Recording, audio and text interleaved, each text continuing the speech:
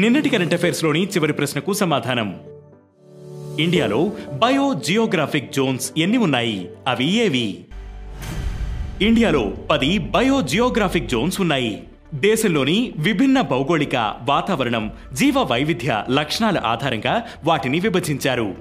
వాటిని trans Himalayan zone, north western desert zone, semi arid zone, western Ghats zone, Deccan పీఠభూమి, గంగా మైదానం zone, coastal zone, north east zone, islands జోన్లను bio geographic జోన్లుగా పిలుస్తారు.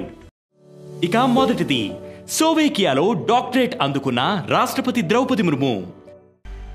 భారత రాష్ట్రపతి ద్రౌపది ముర్ము స్లోవేకియాలో ఉన్న కాన్స్టంటీన్ ది ఫిలాసఫర్ వర్సిటీ నుంచి గౌరవ డాక్టరేట్ ను అందుకున్నారు. వర్సిటీ సైంటిఫిక్ కౌన్సిల్ ఈ పురస్కారాన్ని అందజేసింది. ముర్ము భారత ప్రజలకు అందిస్తున్న విశిష్ట సేవలకు గుర్తింపుగా ఆమెను డాక్టరేట్ తో గౌరవిస్తున్నట్లు వర్సిటీ వెల్లడించింది. ఇక రెండవది, 6 గంటల్లో 3D ప్రింటింగ్ రైల్వే స్టేషన్ కట్టిన జపాన్. 3D ప్రింటింగ్ టెక్నాలజీతో జపాన్ రికార్డు సృష్టించింది. కేవలం 6 గంటల్లోనే రైల్వే స్టేషన్ ను నిర్మించింది. ఆ దేశానికి చెందిన సెరెండిక్స్ అనే కన్స్ట్రక్షన్ సంస్థ ఈ అద్భుతాన్ని చేసి చూపించింది.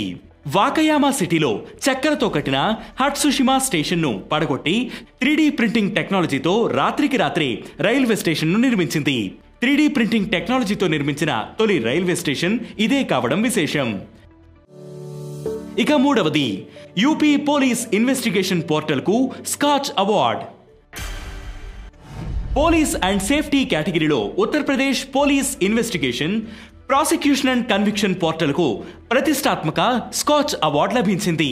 డిజిటల్ ఇన్ఫ్రాస్ట్రక్చర్ ను వాడి కేసులను వేగంగా దర్యాప్తు చేయడం, సీరియస్ క్రైమ్ కేసులను ట్రాక్ చేయడం, ఛార్జ్ షీట్లను సకాలంలో దాఖలు చేయడంలో ఈ పోర్టల్ కీలక పాత్ర పోషిస్తోంది. ఇది పోలీసింగ్ వ్యవస్థపై ప్రజల విశ్వాసాన్ని పునర్నిర్మించడానికి కూడా దోహదపడుతోంది. ఇక నాలుగవది, పంచాయతీ అడ్వాన్స్మెంట్ ఇండెక్స్ రిపోర్ట్ల విడుదల. 2022-23 ఆర్థిక సంవత్సరానికి సంబంధించిన పంచాయతీ అడ్వాన్స్మెంట్ ఇండెక్స్ రిపోర్ట్ను యూనియన్ మినిస్ట్రీ ఆఫ్ పంచాయతీరాజ్ విడుదల చేసింది. దేశవ్యాప్తంగా 2,55,699 గ్రామ పంచాయతీల్లో 2,16,285 పంచాయతీలు వాటి డేటాను సమర్పించి వాలిడేట్ చేయించాయి. ఈ ర్యాంకింగ్లో గుజరాత్, తెలంగాణ రాష్ట్రాలు తొలి 2 స్థానాల్లో నిలిచాయి.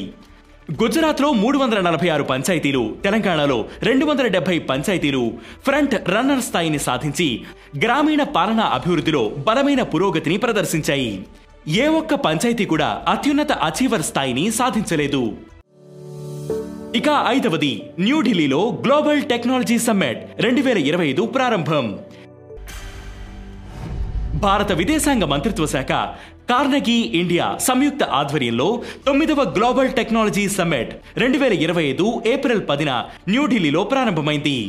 ఏప్రిల్ 12 వరకు జరిగే ఈ సమ్మిట్ ప్రపంచవ్యాప్తంగా ఉన్న ప్రభుత్వ, పరిశ్రమ, విద్య, పౌర సమాజ రంగాల నాయకులను ఒకచోట చేర్చి గ్లోబల్ టెక్నాలజీ పాలసీని రూపొందించడానికి వేదికగా నిలుస్తుంది. ఈ ఏడాది సంభావన అనే థీమ్తో గ్లోబల్ టెక్నాలజీ సమ్మిట్ జరుగుతోంది. ప్రపంచంలోని అత్యంత కీలకమైన టెక్ సవాళ్లను పరిష్కరించడానికి ఈ సమ్మిట్ ఒక వేదికగా ఉపయోగపడనుంది. ఇక ఈ రోజు కరెంట్ అఫైర్స్ క్వశ్చన్, విస్తీర్ణం ఆధారంగా భారత్లో అతి చిన్న రాష్ట్రం ఏది? ఈ ప్రశ్నకు సమాధానం మీరే కామెంట్ చేయండి.